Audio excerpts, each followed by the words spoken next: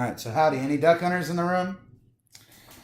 All right, well, something we're going to talk about today and what I'd like to focus on is an organization that likes to focus on this and likes to focus on wetland conservation and conservation of the environment. This is an organization which has a huge impact on the water you drink at home, the water that you may go out and swim in or take a boat out on, or things of that nature. And what we're going to look at is why it's a good idea to financially support an organization like Ducks Unlimited, who has an incredible impact on wildlife, the environment, and public policy in the United States. So essentially, when we're going to look at that impact, we're going to look at the huge impact that Ducks Unlimited has on wildlife. And so to start with that, we're going to start to talk about the ducks that they protect, because obviously it's an organization that works for protecting ducks and conserving ducks and keeping duck populations up. I mean, the name of the organization is Ducks Unlimited. It would make a lot of sense if that's what they did.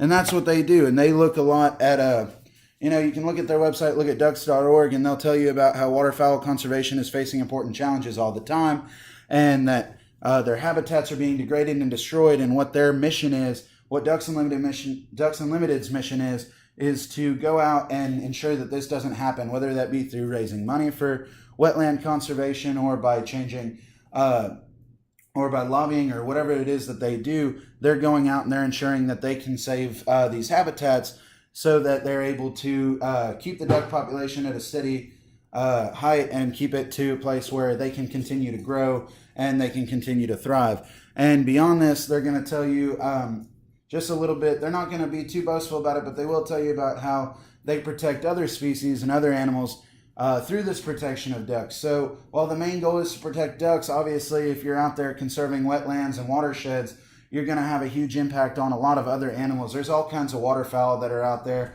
and all kinds of fish and things that, are drinking water out of these fresh rivers and creeks and lakes, or they're living in these waters. And that's what we seek to protect, is those areas, whether it's, regardless of what actually lives there. Anywhere where a duck could potentially live is something that Ducks Unlimited strives to protect. And so with that, they protect all kinds of animals. And, beyond this, they protect all these species, like I said before, by preserving the wetlands. And when we talk about how they preserve the wetlands, Ducks Unlimited, if you look again at their website at ducks.org, they tell you all about how they restore grasslands, they replant forests, they restore watersheds, they work with homeowners, they do all kinds of things. They acquire land and they acquire money and they hold fundraisers and they do all these things so that they can go out there and they can send scientists and they can do research and they can see what needs to be done in these rivers and lakes and creeks and how they can improve them. And they don't just stop there. Obviously, they're trying to keep watersheds in good order. They're trying to make sure that there's not an imbalance of the pH, or there's not too many bacteria around, so that the animals that are living in there aren't affected by it and that they can thrive there. But also, when they do that, they inadvertently are also keeping public water clean. They're keeping the water source that you potentially are drinking in your home, or you're running in your home to your showers, your sink, whatever it may be.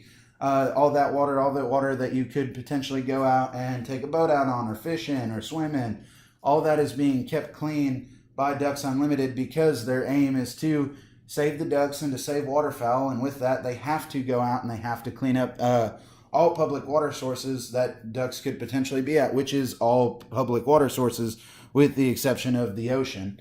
And while they work to keep public water clean, they keep anything that's defined as a watershed clean. And anything that's defined as a watershed, according to their website, is anything that could potentially affect water quality and the general health of all all animals that are affected by that water. So that's groundwater, that's rivers, that's lakes, that's all different kinds of bodies of water that they're serving to protect.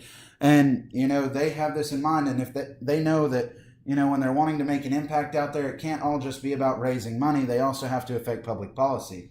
And so with that, Ducks Unlimited has a huge amount of lobbying efforts that go into what they do. They send people to the state capitol, to the U.S. Capitol, and those guys are out there. They're taking the science that the researchers out in the field take, and they're bringing it to congressmen, and they're bringing it to lawmakers of the state and the nation, and they're telling them why they need to change whatever it is that they need to change, so that there's a rule in place that protects these waters, so that Ducks Unlimited can go out and protect these waters.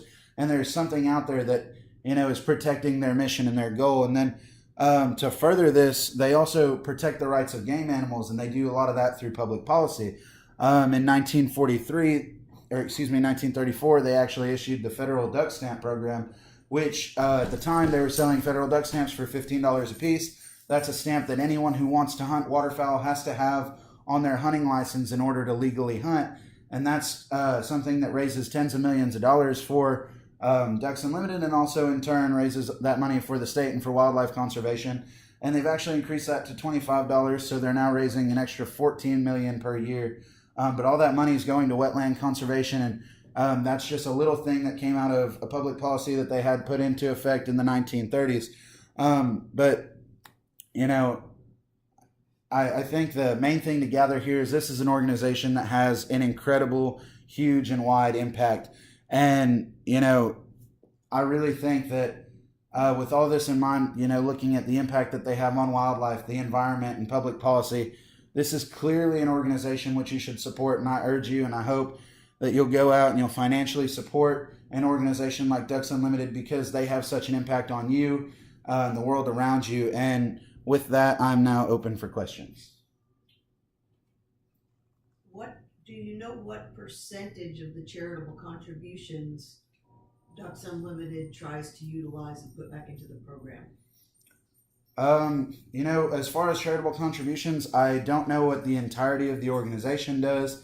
I can tell you the Texas A&M chapter of Ducks Unlimited uses over 75% of their donations to go to the national organization's efforts to preserve wetlands. And, about a quarter of it does have to come back into the organization because it's a student organization on A&M's campus. And, they're having to have some capital to continue to put on events in the future. But I know that a large majority, about 3/4 of it, does go back into wildlife conservation.